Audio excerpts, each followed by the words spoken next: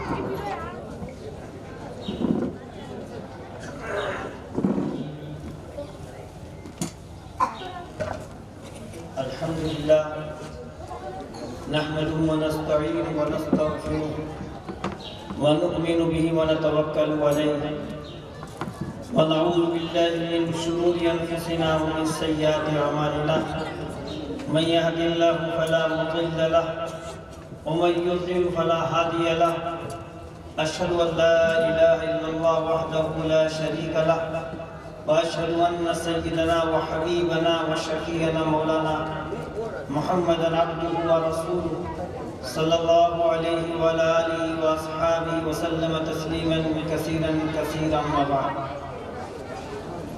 أعوذ بالله من الشيطان الرجيم بسم الله الرحمن الرحيم يا أيها الذين آمنوا قوا أنفسكم وأهليكم نارا وقودها الناس والحجارة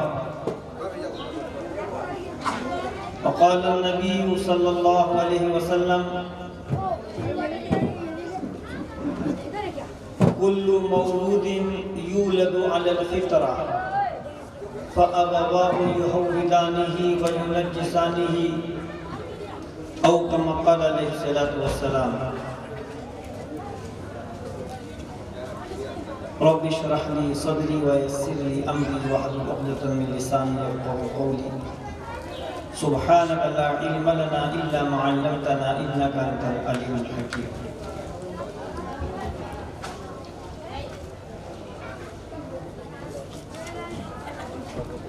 محترم علماء کرام، معزز سامعین کرام، خواتین اسلام اور عزیز بچوں،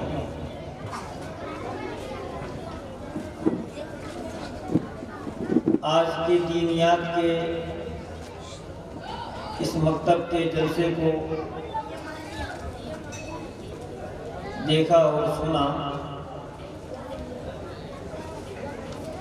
ان بچوں کے پیچھے ان کے اساتذہ کی بڑی محنت ہے۔ یہ بچے اس دنیا میں جب آئے،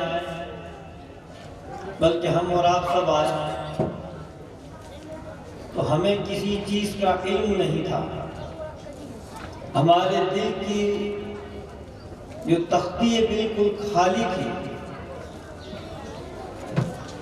ان کے اوپر محنت کی گئی، ان کی تربیت کی گئی، تو آج وہی بچے آپ کے سامنے بہترین تعلیمی مظاہرہ کر رہے ہیں۔ جو کل بولنا بھی نہیں جانتے تھے، اپنے معافی ضمیر کو ادا نہیں کر پا رہے تھے، ان کے پیچھے ان کے اساتذہ کی محنت کہ انہوں نے پتھروں کو تراش کے ہیرے بنا دیے، اور وہ تمام باتیں جس کی آج ہمارے سماج کو، ہمارے معاشرے کو، ہماری سوسائٹی کو ضرورت ہے، انہوں نے اپنی زبان میں اپنی چھوٹی معصوم زبان میں ہمارے سامنے پیش کی۔ اس میں انہوں نے ایک طرف ہم مسلمانوں کو اپنی ذمہ داری کا احساس بھی دلایا۔ ان بچوں نے ہمیں سماج میں ہونے والی برائیوں کو دور کرنے کی ذمہ داری بھی ہمیں بتائی، اور اس سماج کے اندر خیر، بھلائی، اچھائی پیدا ہو ان بچوں نے ہمیں بتایا۔ تو وہ تمام باتیں جو کتابوں کے اندر ہوتی ہیں، وہ تمام باتیں جو ہم اپنے گھروں کے اندر دیکھتے ہیں، وہ سب ان بچوں نے اپنی زبان کے ذریعے ہمیں بتائی۔ اور در حقیقت یہی بچے کل آگے چل کر اپنے سماج کا، اپنے معاشرے کا، اپنے خاندان کا، اپنے ملک کا نام روشن کریں گے۔ یہی بچے آگے چل کر سماج کی ذمہ داری کو اٹھائیں گے۔ اس کے پیچھے مکتب کی، انتظامیہ کی، یہاں کے معاونین کی، اور یہاں کے سرپرستوں کی، اور یہاں کے اساتذہ کی بڑی قربانی ہے۔ یاد رکھیے، بڑی عمارتیں جو ہوتی ہیں یا جو عمارتیں بلند و بالا ہوتی ہیں، اس کے پیچھے جو نیو ہوتی ہے، ان پتھروں کو نہیں دکھایا جاتا ہے۔ یہ وہ پتھر نہیں دکھتے ہیں جن کے اوپر اس عمارت کی بنیاد رکھی ہوئی ہے۔ اس لیے یہ اساتذہ وہ بنیاد ہیں جن کے اوپر سماج میں تعلیم کی، اخلاق کی، محبت کی، روحانیت کی عمارتیں کھڑی ہوتی ہیں۔ یہ وہ بنیادی پتھر جو ہمیں دکھائی نہیں دیتے ہیں۔ اس لیے ان کی قدر کرنا، ان کو سمجھنا، ان کو ہر طرح کی سہولیت دینا، یہ ہماری اور آپ کی ذمہ داری بنتی ہے۔ آج میں نے ان بچوں کا تعلیمی پروگرام دیکھا، میرے دل پہ کئی احساسات پیدا ہوئے، اور مجھے لگا کہ یہی وہ بچے ہیں، یہی وہ طلبہ ہیں، آگے جا کے ان سے انشاءاللہ سماج اور معاشرہ خیر کا وجود، خیر کا ذریعہ بنے گا، اچھائی کو پھیلنے کا ذریعہ بنے گا۔ اس لیے ان کے پیچھے کی گئی محنتیں آج وہ رنگ لا رہی ہیں۔ ظاہر بات ہے، ان کو تیار کرنے میں کتنی قربانیاں لگی ہوں گی، کتنا وقت لگا ہوگا، کتنی صلاحیتیں کھپی اس کے اندر، تو یہ جا کے پتھر آپ کے سامنے آج ہیرے نظر آ رہے ہیں۔ ان کی زبان سے قرآن پاک کے الفاظ سننے کو مل رہے ہیں، ان کی زبان سے پیارے آقا حضرت محمد مصطفیٰ صلی اللہ علیہ وسلم کی اوصاف ہمیں سننے کو مل رہے ہیں۔ ان بچوں نے اپنے کلچرل پروگرام کے ذریعے، اپنے ثقافتی پروگرام کے ذریعے ہمیں بہت کچھ دیا ہے۔ اس لیے ان مکاتب کی قدر و قیمت کو پہچانیں، اور یاد رکھیے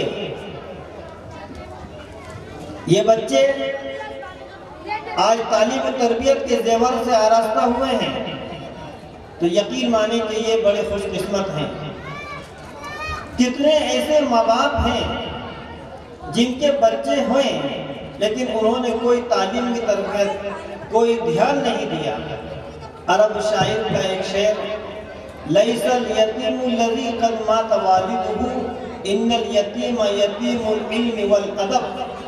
یتیم وہ نہیں ہے کہ جس کے ماں باپ کا انتقال ہو گیا، اصل یتیم وہ شخص ہے جس کے ماں باپ ہیں مگر اس نے کوئی بچوں پہ تعلیم کی طرف، نہ ان کے اخلاق کی طرف، نہ ان کے دین کی طرف فکر کی۔ یقین مانیے کہ وہ اولاد ہوتے ہوئے بھی وہ بچے وہ یتیم ہیں، اس لیے کہ ان کے ماں باپ نے ان کی طرف کوئی دھیان نہیں دیا۔ اس لیے اصل یتیم وہ شخص ہے جس کے بچے ہوتے ہوئے بھی وہ اپنے ان بچوں کی تعلیم و تربیت سے دور ہیں۔ نبی اکرم صلی اللہ علیہ وسلم نے فرمایا، کل مولود یولد علی الفطرہ، ہر بچہ اپنی ایک فطرت پر پیدا ہوتا ہے۔ بچہ سلامتی اور اسلام اس کی جو خوبی ہے فطرت پر پیدا ہوتا ہے، پھر ماحول جیسا اس کو ملتا ہے فَأَبَوَاهُ يُحَوِّدَانِهِ، وہ جس ماحول میں پلتا ہے، جس ماحول میں بڑھتا ہے، جس فکر میں رہتا ہے، پھر وہ اس کے جیسا ہو جاتا ہے۔ آپ یوں سمجھیں کہ جس طرح کمہار کی جو مٹی ہوتی ہے، جو کچی مٹی ہوتی ہے، وہ ان مٹی کے ذریعے نئے نئے قسم کے الگ الگ ویرائٹی کے بہت ساری چیزیں بنا دیتا ہے۔ کبھی وہ اس سے مٹکے بناتا ہے، کبھی وہ اس سے سراہی بنا دیتا ہے، اور نہ جانے اس سے کبھی کتنی چیزیں بن جاتی ہیں، کیونکہ وہ خام مٹی ہوتی ہے، وہ را مٹیریل ہوتا ہے جس سے چیزیں کے نئے شیپ بن جاتے ہیں، نئے آکار بن جاتے ہیں، نئی چیزیں وجود میں آتی ہیں۔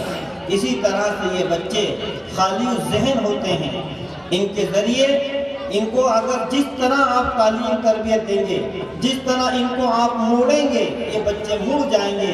یہ بچے جس طرح ان کو ڈھالیں گے آپ، یہ بچے ڈھل جائیں گے۔ ان کے اندر اگر محبت پیدا کی جائے گی، ان کے اندر اگر دین پیدا کیا جائے گا، اپنے خالق اور مالک کو پہچاننے کی صلاحیت پیدا کی جائے گی، تو یہ اپنے رب کے شکر گزار بنیں گے، اپنے خالق کو ماننے والے بنیں گے، جس نے ہم سب کی رچنا کی ہے، جس نے ہم سب کو پیدا کیا ہے، اس خالق کے یہ شکر گزار بنیں گے، اس کے آگے جھکنے والے بنیں گے۔ یہ وہ بچے ہیں جو اللہ نے ہمیں بطور امانت کے دیے ہیں۔ ان کی تعلیم و تربیت پہ کیا ملنے والا ہے؟ حضور فرما رہے ہیں ما نحل والد ولده من نحل افضل من ادب حسن، او کما قال صلی اللہ علیہ وسلم، ایک باپ کا سب سے اچھا تحفہ اپنے بیٹے کو اگر ہو سکتا ہے تو وہ اس کی اچھی تعلیم ہے، وہ اس کی اچھی تربیت ہے، وہ اس کی اچھی جو رہن سہن ہے، اس کے اچھے اخلاق ہیں۔ آج ہمیں یہی چیز دینے کی ضرورت ہے ہمارے بچوں کو، بہترین تعلیم و تربیت۔ آج ان کے والدین نے حوالے کیا ہے ان اساتذہ کرام کے، جن کی تعلیم و تربیت کے نتیجے میں آج ہم بہترین خوشگوار منظر اپنی آنکھوں سے دیکھ رہے ہیں۔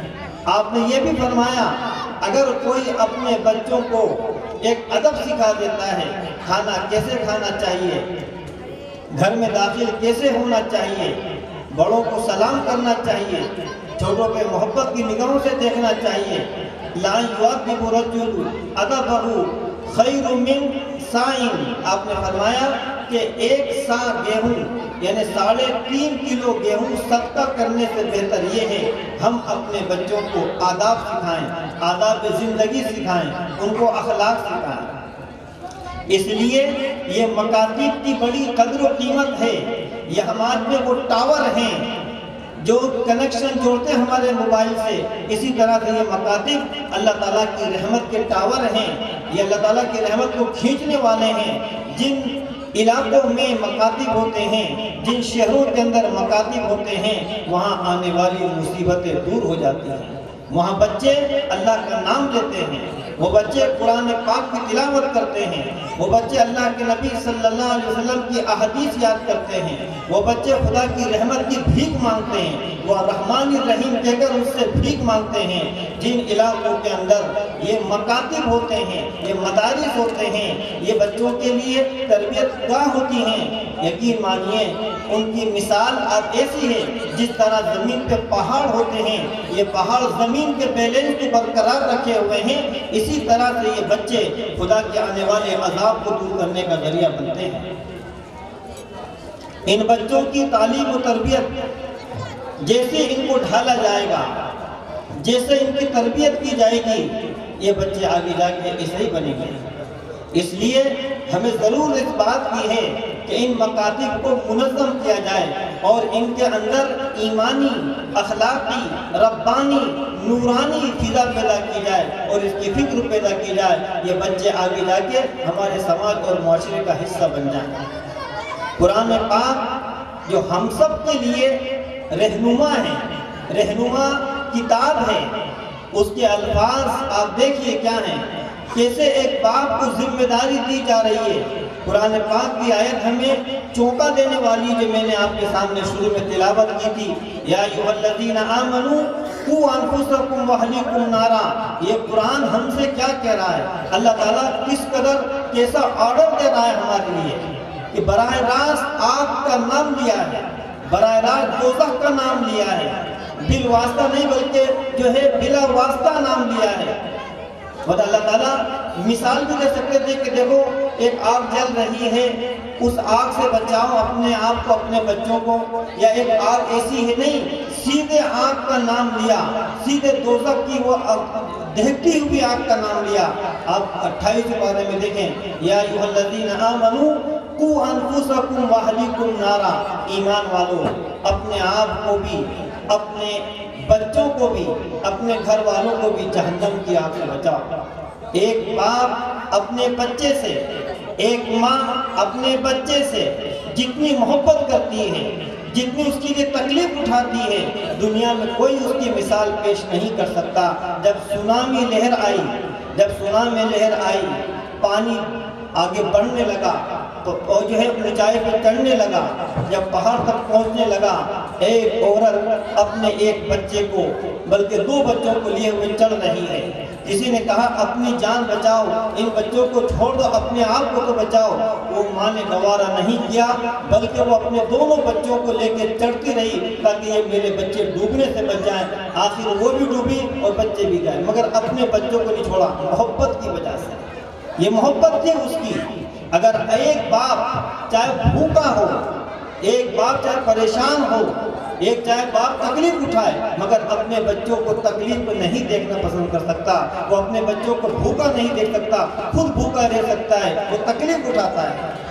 تو ایک باپ اپنے بچے کے لیے، ایک ماں اپنے بچے کے لیے اتنی قربانی دیتی ہے، یقین مانیے کون چاہے گا وہ بچے جو ہمارے پھول ہیں، وہ بچے جو سماج کے پھول ہیں، کیا وہ آگے آنے والی وہ دوزخ کی آگ جس میں وہ جائیں گے کون پسند کرے گا؟ قرآن کہہ رہا ہے ایمان والوں اپنے آپ کو بھی، اپنے گھر والوں کو بھی اس جہنم کی آگ سے بچائیے۔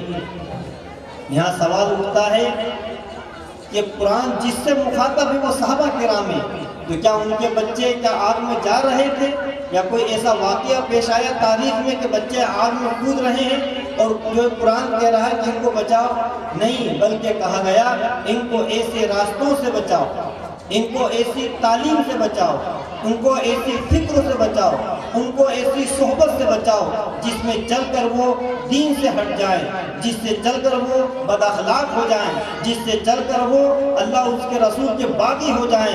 ایسی تعلیم سے بچاؤ، ایسی فکر سے بچاؤ، ایسے اخلاق سے ان کو بچاؤ جس میں چل کر یہ دین کے اندر بھی رسوا ہوں اور مرنے کے بعد بھی جو ہے وہ دوزخ کی آگ کا حصہ بنے۔ آج ایک مسلمان کے لیے سب سے زیادہ ضروری اس بات کی ہے کہ ہمارے اپنے بچوں کے عقائد درست ہوں، وہ اللہ پر ایمان لانے والے ہوں، اسی کو اپنا خالق مانتے ہوں، اسی کو اپنا رازق مانتے ہوں، اسی کو اپنا حاکم مانتے ہوں، اپنی گردن اسی کے آگے جھکاتے ہوں، کسی غیر اللہ کے آگے وہ سر کو نہ جھکاتے ہوں۔ ایسی تعلیم تربیت کی ضرورت ہے، صرف اور صرف ایک خالق کے وہ ہو کے رہ جائیں۔ دوسری چیز، ہم اپنے بچوں کو حضور اکرم صلی اللہ علیہ وسلم کی محبت، آپ کی الہی تعلیمات کی محبت آپ کے دلوں کے اندر بچھائیں۔ آج ہم بہت سے چیزوں کے نام جانتے ہیں مگر ہم اپنے پیارے نبی صلی اللہ علیہ وسلم کی سیرت سے نا واقف، ہم آپ کی اولاد کے ناموں سے نا واقف، ہم آپ کی بیویوں کے ناموں سے نا واقف، ہم آپ کی مکی مدنی زندگی سے نا واقف، ہم آپ کی لائی ہوئی پیاری تعلیمات سے نا واقف۔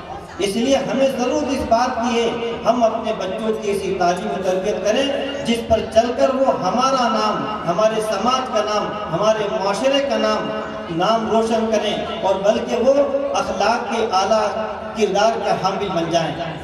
لہذا ہم اپنے ان مکاتب کو جاندار بنائیں، اپنے ان مکاتب کو بہترین بنائیں، بلکہ کہا جائے اگر آج ہم اپنے بچوں کے حق ادا نہیں کریں گے یہ بچے بھی پھر ہمارا حق ادا نہیں کریں گے، یہ کل ہمیں بھول جائیں گے۔ عمر بن خطاب، حضرت عمر رضی اللہ تعالیٰ عنہ کا دور خلافت ہے، ایک بوڑھا باپ آتا ہے، اپنے بیٹوں کی شکایت کرتا ہے اور وہ کہتا ہے کہ عمر میرے بیٹے میرا حق ادا نہیں کر رہے ہیں، مجھے گھر سے باہر نکال دیا اور میرا حق مار دیا، مجھے ذلیل کیا۔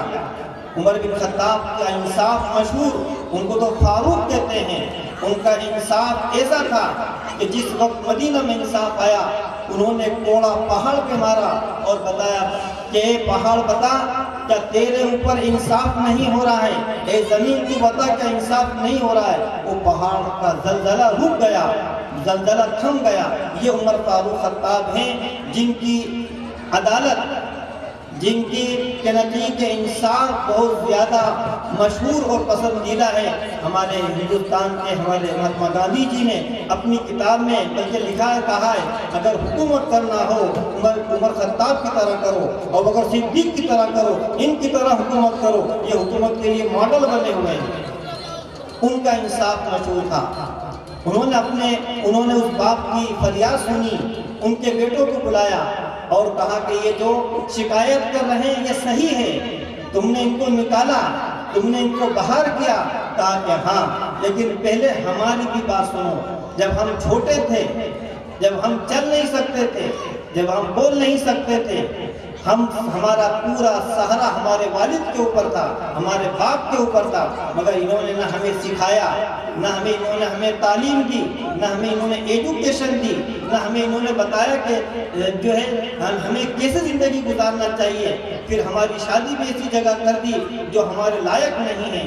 اگر آج ہم ان کے ساتھ کرتے ہیں، کل انہوں نے ہمارا حق ادا نہیں کیا۔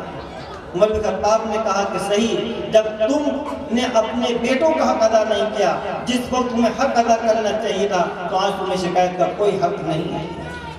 اس لیے یہ بچے آج ہمارے پاس سرمایہ حیات ہیں، ہمیں ان کی فکر کرنا ہے، تو کل یہ ہمارے لیے سہارا بنیں گے، یہ ہمارے لیے صدقہ جاریہ بنیں گے۔ ایک حدیث میں آتا ہے اس دنیا سے انسان چلا جاتا ہے، اذا مات ابن آدم انقطع عملہ، اس کے نیکی کا عمل ختم ہو جاتا ہے، الا من ثلاث، تین چیز رہتی ہے، صدقۃ جاریہ او ولد صالح يدعو له او علم ينتفع به۔ ایک تو وہ نیکی جو ہم نے سماج میں کی، کسی نے پانی کے لیے کنواں کھدوا دیا، کسی نے بورنگ کروا دی، کسی نے لائٹ لگوا دی، کسی نے راستے سے تکلیف دینے والی چیز کو ہٹا دیا، جب تک وہ چیز رہے گی اس کو ثواب ملتا رہے گا۔ یا پھر وہ اولاد، وہ بچے جس کی انہوں نے اچھی تربیت کی، اچھی تعلیم دلائی، آج وہ دنیا میں جو باپ نہیں اس کے لیے مغفرت کی دعا کریں گے، اور جتنے یہ نیک اعمال کریں گے اس کا ثواب پہنچتا رہے گا۔ اور علم ينتفع بھی، یا کوئی علمی کام کیا، کوئی کتاب لکھی، کسی بچے کو آپ نے حافظ عالم بنا دیا، تو یہ سب بچے جو ہے ہمارے واسطے دعائیں کریں گے۔ تو یہ بچے ہمارے لیے صدقہ جاریہ ہیں۔ اگر ہم نے تربیت نہیں کی اور ان کے ذریعے گناہ ہوا تو پھر ہماری قبروں میں ہمیں عذاب ہوگا، اور پھر ہمارے لیے عذاب جاریہ بن جائیں گے۔ اس لیے ضرورت اس بات کی ہے کہ ہم فکر کریں، ان مکاتب کی حفاظت کریں، ان کا پورا خیال رکھیں۔ الحمدللہ میں دیکھ رہا ہوں جب سے میں یہاں پر آیا ہوں، آپ ہمدم گوش ہو کر یکسوئی کے ساتھ اپنی کرسیوں پر برجمان ہیں، اور آپ بالکل جو ہے سن رہے ہیں۔ ایسا لگ رہا ہے کہ آپ کے دل کی آواز ہے، آپ کے سماج کی اس میں سخت ضرورت ہے، اور بڑی خوشی کی بات ہے کہ آپ نے اس میں ہر طرح سے مدد کی ہے۔ اس لیے ہم اپنے بچوں کی اخلاقی دینی تعلیم کی فکر کریں، تاکہ سماج کے اندر یہ بچے آگے جائیں، اپنے پڑوسیوں کے حق ادا کریں، ایک دوسرے سے محبت سے ملیں، ایک دوسرے کے ساتھ پیار کے ساتھ رہیں۔ یہی تو اسلام سکھاتا ہے۔ اسلام کیا سکھاتا ہے؟ اسلام سلامتی کی تعلیم دیتا ہے، اسلام جو ہے امن کی تعلیم دیتا ہے، اس کے نام کے اندر ہی اسلام سلامتی ہے۔ اس لیے ہم جہاں رہیں، جس سماج اور معاشرے میں رہیں، ہمارے ذریعے محبت کی، ہمارے ذریعے جو ہے سلامتی کی، ہمارے ذریعے اخلاق کی، ہمارے ذریعے ہمدردی کی کہنا چاہیے، خوشبو پھیلنا چاہیے، کہیں ہاں یہ سب مسلمان بچے ہیں، ہاں یہ مسلمان کا سماج اور معاشرہ ہے، جہاں خلوص، جہاں محبت، جہاں ایثار، جہاں ہمدردی، جہاں ایک دوسرے کے ساتھ جو ہے خیر سگالی ہو، وہ سماج اور معاشرہ کبھی بھی ختم نہیں ہو سکتا، جہاں کے لوگ رہنے والے ایک دوسرے کے جذبات کی، ایک دوسرے کے خیال رکھتے ہوں۔ اسلام تو اس بات کی تعلیم دیتا ہے اپنے پڑوسیوں کے ساتھ، چاہے وہ پڑوسی کوئی بھی کیوں نہ ہو، چاہے وہ اپنا ہو کہ غیر ہو، کیا فرمایا آپ نے؟ وہ مومن نہیں ہو سکتا، مومن نہیں ہو سکتا۔ وہ مومن نہیں کہا کہ کون؟ کہ جس کا پڑوسی اس کی تکلیف سے محفوظ نہ ہو، جس کا پڑوسی بھوکا ہو محفوظ نہ ہو۔ اس لیے ضرور اس بات کی ہے کہ ہمیں بڑی خوشی ہوئی آج کے اس پروگرام کے ذریعے۔ اب میں اسی طرح سے اس بات کی طرف بھی دھیان دلاؤں گا جہاں ہم مقاصد کی طرف دھیان دے رہے ہیں اور اپنے دینیات کی طرف دھیان دے رہے ہیں۔ اتنی بڑی بستی، اتنی بڑی آبادی کے اندر ہمارے اپنے عصری ادارے بھی ہونا چاہیے، ہمارے اپنے عصری ادارے بھی ہونا چاہیے تاکہ ہمارے یہاں سے نکلنے والے بچے بہترین اعلیٰ تعلیم حاصل کریں۔ دنیاوی تعلیم حاصل کرنا بھی ضروری ہے۔ ہمارے اپنے سماج کو ڈاکٹر کی بھی ضرورت ہے، ہمارے اپنے سماج کو وکیل کی بھی ضرورت ہے، ہمارے اپنے سماج کو انجینئر کی ضرورت ہے، ہمارے اپنے سماج کو بہترین خدمت گزار لوگوں کی ضرورت ہے۔ اس لیے عصری ادارے جہاں بچے ہمارے بچے تعلیم حاصل کریں۔ آپ تعلیم کی اہمیت کو اندازہ لگائیے کہ کیسی تعلیم، اسلام ہر تعلیم کی مدد کرتا ہے، ہر اسلام تعلیم کو حاصل کرنے کی رغبت دلاتا ہے۔ میں ایک واقعہ آپ کو پیش کرتا ہوں، کس قدر اہمیت ہے ہمارے وہاں شکشا کی، کس قدر اہمیت ہے ہمارے وہاں تعلیم کی۔ دیکھیے ایک جنگ ہوئی، جنگ بدر کہتے ہیں، یہ اسلام کی پہلی جنگ تھی، یہ حق اور باطل کی پہلی جنگ تھی۔ اس میں کچھ لوگ قید ہو کر آئے، اس میں کچھ لوگ قیدی بن کر آئے۔ اب ان کے لیے جو ہے ان کے لیے اب فدیہ چاہیے، یا تو ان کی رہائی کے لیے کچھ پیسوں کی ضرورت ہے۔ اب ان کے پاس پیسہ نہیں ہے تو آپ نے کیا کہا؟ ہر قیدی 10 مسلمان کو تعلیم سکھائے، ان کو ایجوکیشن دے، ان کو سکھائے پڑھائے۔ تو ایک قیدی 10 بچوں کو سکھائے، یہ فدیہ طے کیا گیا۔ اسلام نے کیسی تعلیم کی اہمیت دی ہے کہ فدیے میں مال قبول نہیں کیا۔ مال تو آنی جانے والی چیز ہے، لیکن وہ تعلیم جو بچے حاصل کر لیں گے، جس سے سماج میں روشنی ہوگی، جس سے سماج میں خیر پھیلے گی، آپ نے اس کی طرف دھیان دیا اور آپ نے یہ ترغیب دی کہ ایک قیدی 10 لوگوں کو، بچوں کو تعلیم سکھائے اور وہ رہائی حاصل کرے۔ یہ اسلام کی تعلیم ہے۔ یہ اسلام کیا کہنا چاہیے کہ یہ اسلام اپنے چاہنے والوں کو، ماننے والوں کو تعلیم کی شکشا دیتا ہے۔ ہم ادھر اس بات کی طرف اشارہ کریں گے کہ اب ہمارے بڑے بڑے ہمیں بھی اپنے عصری تعلیم، ہمیں بھی اپنے اسکول کی طرف دھیان دینا چاہیے تاکہ ہمارے سماج میں بہترین اسکولز ہوں جس میں سارے بچے پڑھنے والے ہوں، جس میں اعلیٰ تعلیم حاصل کرنے والے ہوں۔ آج دیکھیے، آج سے 150 سال پہلے، اس سے پہلے علی گڑھ کے اندر سر سید احمد رحمۃ اللہ علیہ نے کیسی بنیاد ڈالی تھی علی گڑھ کی۔ آج بھی وہاں پر کہنا چاہیے کہ لوگ تعلیم حاصل کر رہے ہیں، الگ الگ وہاں پر ڈپارٹمنٹ ہیں، الگ الگ شعبے ہیں اور وہ بہترین تعلیم حاصل کر رہے ہیں، سبھی لوگ اس سے فائدہ اٹھا رہے ہیں۔ آج مائنورٹیز کا ایک علی گڑھ کے اندر ایک نام ہے۔ اسی طرح ڈاکٹر ذاکر حسین جامعہ اسلامیہ دہلی کے اندر ایک بڑی یونیورسٹی انہوں نے قائم کی ہے۔ آج وہ دنیا سے چلے گئے لیکن آج ان کے نام صدقے جاریہ ہے۔ اس لیے ہمیں اپنے جہاں دنیاوی تعلیم کے ادارے قائم کریں، ہمیں دنیاوی تعلیم کے ادارے قائم کرنا چاہیے، ان کی طرف دھیان دینا چاہیے تاکہ ہمارے بچے یہاں پر انگلش بھی حاصل کریں اور کہنا چاہیے کہ سائنس حاصل کریں، یہاں پر تمام علوم حاصل کریں۔ اسلام ہر تعلیم کی اہمیت بتلاتا ہے، بلکہ اس کی طرف رغبت دلاتا ہے۔ اگر کہا جائے کہ شفا خانوں سے زیادہ ضرور اس بات کی ہے کہ ہمارے اپنے ادارے قائم ہوں تاکہ ہمارے بچے وہاں پر تعلیم حاصل کریں اور سماج اور معاشرے کے لیے ایک نمونہ بنے۔ اس بات کی ضرورت ہے کہ ہم اپنے ادارے قائم کریں، ہمارے اپنے ادارے ہونا چاہیے تاکہ اتنی بڑی آبادی کے اندر ہمارے اپنے بچے اعلیٰ سے اعلیٰ، اچھی سے اچھی تعلیم حاصل کریں۔ اسلام اس کی رغبت دلاتا ہے اور اسلام اس کی طرف دھیان دیتا ہے۔ جہاں مسجد بنی ہے پھر مسجد بنانا اور بڑے بڑے مینارے بنانا اور اس کا اچھا ڈیکوریشن کرنا، اس کے بجائے ہمیں اپنے ان اداروں کو قائم کرنا چاہیے تاکہ ہمارے یہ بچے سماج کے اندر بہترین اعلیٰ تعلیم حاصل کریں، ان کو کہیں جانے کی ضرورت نہ پڑے۔ اس لیے میں اب آپ کو دھیان دلاؤں گا، الحمدللہ ہمارے کتنے سب ادارے قائم ہو رہے ہیں تاکہ وہاں بچے بہترین دینی بھی اور دنیاوی تعلیم حاصل کر رہے ہیں۔ ایک طرف ان کے ہاتھ میں قرآن ہوتا ہے، ایک طرف ان کے ہاتھ میں سائنس ہوتی ہے، ایک طرف ان کے ہاتھ میں دنیا ہے، ایک طرف ان کے ہاتھ کے اندر دین ہے، ان کی آخرت بھی اچھی، ان کی دنیا بھی اچھی۔ اب ضرورت اس بات کی ہے کہ ہم اپنے ادارے قائم کریں۔ الحمدللہ ایک تحریک چلی ہے اسکول کو قائم کرنے کی، بندہ بھی ایک اسکول چلاتا ہے، بندہ مکتب بھی چلاتا ہے، یہ سب اللہ کی توفیق سے ہے، آپ لوگوں کی دعائیں ہیں۔ اسی طرح سے میری جو ہے ایک درخواست ہے، آپ کو اللہ تعالیٰ نے صلاحیت دی ہے، اللہ نے آپ کو مال دیا ہے، اللہ نے آپ کے اندر ایک جذبہ رکھا ہے، میں دیکھ رہا ہوں آپ کے جذبات کو، اس کی ضرورت اس بات کی ہے آپس کے مشورے کے ساتھ آپ جو ہے بھوکے رہ کر تکلیف اٹھا کے آنے والی نسلوں کو کچھ دے جائیے، یہ آپ کو یاد کرتے رہیں گے، آپ نہیں رہیں گے یہ ادارے رہیں گے، آپ کا نام روشن ہوگا، سماج میں جو ہے خیر پھیلے گی۔ اس لیے ضرورت اس بات کی ہے، جہاں ہم مکاتب کی طرف دھیان دے رہے ہیں، ہمیں ضرورت اس بات کی ہے ہم اپنے ادارے قائم کریں، وہاں پر ہمارے اچھے مولوی اور مولمات ہوں، تاکہ یہ ادارے ہمارا سماج کا، ہمارے ملک کا، ہمارا نام روشن کریں۔ میں پھر مبارکباد دیتا ہوں آپ حضرات کو، اتنا بہترین آپ نے نظم کیا، اتنا بہترین آپ نے انتظام کیا، اور اساتذہ کرام کی قربانی رنگ لا رہی ہے۔ اللہ ان کو بھی آپ کو بہترین بدلہ عطا فرمائے۔